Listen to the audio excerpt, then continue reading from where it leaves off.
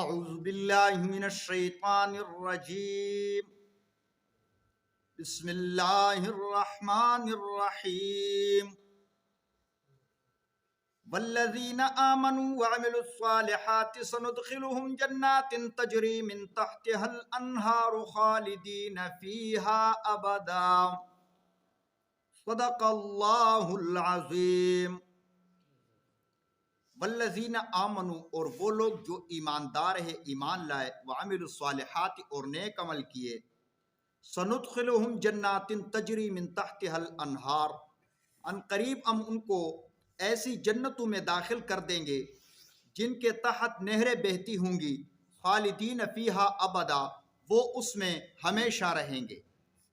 حضرت ابو ہریرہ رضی اللہ تعالیٰ عنہ سے روایت ہے، فرماتے ہیں کہ ہم نے عرض کیا، یا رسول اللہ، جنت کو کس چیز سے بنائی گئی؟ حضور علیہ السلام نے ارشاد فرمایا کہ پانی سے۔ ہم نے عرض کیا کہ اے اللہ کے رسول، اس کی تعمیر کی تفصیل سے ہمیں مطلع فرمائیں۔ حضور علیہ السلام نے ارشاد فرمایا کہ جنت کی ایک اینٹ سونے کی ہے اور ایک اینٹ چاندی کی، جنت کا گارا کستوری کا ہے اور مٹی زعفران کی، جنت کے سنگریزے یاقوت اور موتی کے ہیں، جو اس میں داخل ہوگا ہمیشہ نعمتوں میں رہے گا، کبھی تنگی نہیں دیکھے گا، نہ اسے موت آئے گی، نہ اس کے کپڑے بوسیدہ ہوں گے اور نہ اس کی جوانی ڈھلے گی۔ جنت الفردوس اللہ رب العزت نے اپنے فرمانبردار بندوں کے لیے بنایا ہے، ایمان کے ساتھ ساتھ اعمال صالحہ کرنے والوں کے لیے۔ اب جنت کو کس طرح حاصل کیا جائے، جنت کا حصول کس طرح ہے؟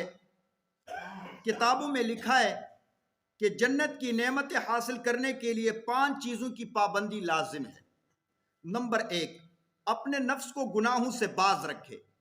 اللہ رب العزت قرآن کریم میں فرماتے ہیں وَنَهَى النَّفْسَ عَنِ الْهَوَىٰ فَإِنَّ الْجَنَّةَ هِيَ الْمَأْوَىٰ، اور جس نے وَنَهَى النَّفْسَ، اور باز رکھا اپنے نفس کو، عن الہوا، خواہشات سے، یعنی اپنے آپ کو گناہوں سے باز رکھا، فَإِنَّ الْجَنَّةَ هِيَ الْمَأْوَىٰ، پس جنت اس کا ٹھکانہ ہے، وہ جنت میں جائے گا، وہ جنتی ہے۔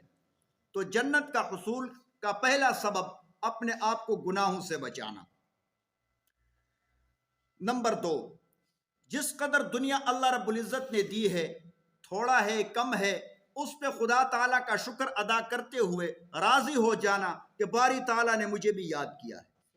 قلیل دنیا پہ راضی ہو جانا، مزید دنیا کی خواہش نہ کرنا کہ میں دنیا میں ترقی کر جاؤں، یہ کر جاؤں، یہ میرے پاس ہو، اتنے پیسے ہو، اتنی مال و دولت ہو۔ ان چیزوں کو چھوڑ کر جو اللہ دے رہا ہے اس پہ راضی ہو کر خدا تعالیٰ کی عبادت کرتے رہنا اور شکر ادا کرنا۔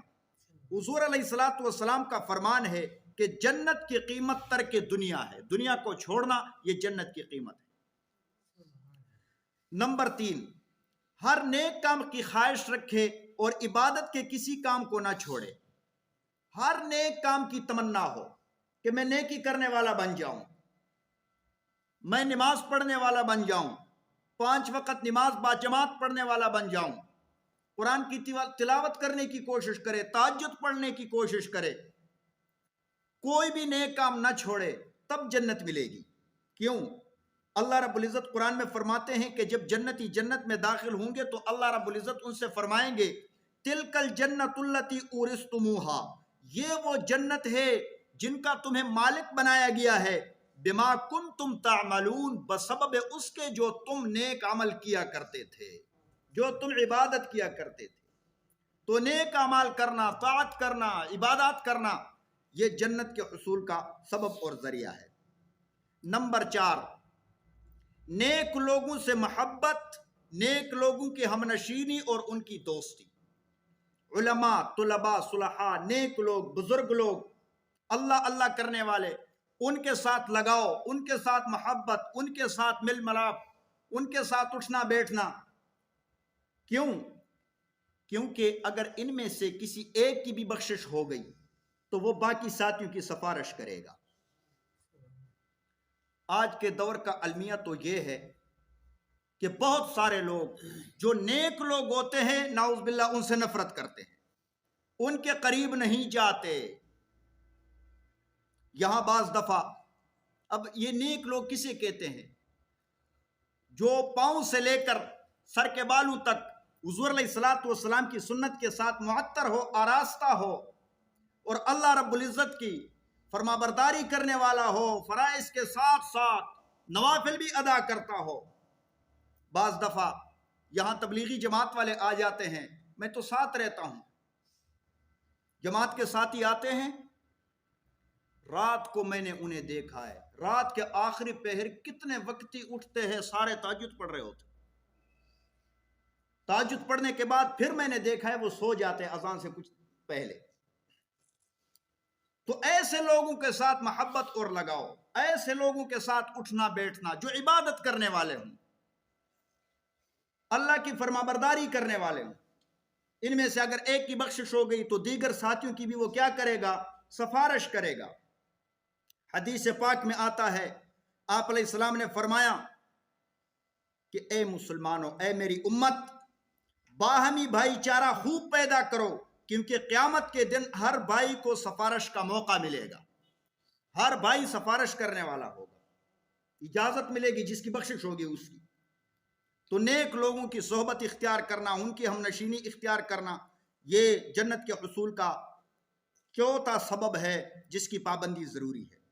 نمبر 5، جنت اور خاتمہ بالخیر کی کثرت سے باری تعالیٰ سے دعا مانگنا۔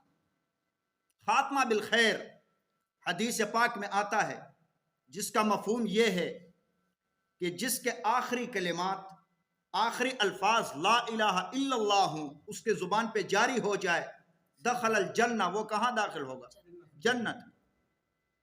تو یہ اللہ تعالیٰ سے دعا مانگنی چاہیے، اور اس کا ایک سبب یہ ہے کہ مسواک، جب بھی وضو کرو تو مسواک کیا کرو، ہمیں مسواک کرنا چاہیے تاکہ آخری وقت میں ہماری زبان پہ کیا جاری ہو جائے؟ کلمہ جاری ہو جائے۔ تو یہ دعا مانگنی چاہیے باری تعالیٰ سے۔